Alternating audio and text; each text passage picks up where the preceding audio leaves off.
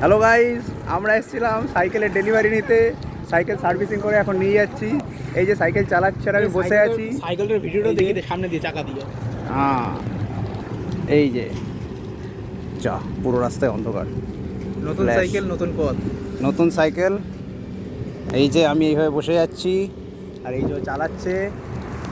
আমরা এই যে পাশে ডেমলার কোম্পানির গাড়ি, লোকজন ডিউটি করে যাচ্ছে, যেটা দেখা যাচ্ছে না, কিন্তু আমরা যাচ্ছি।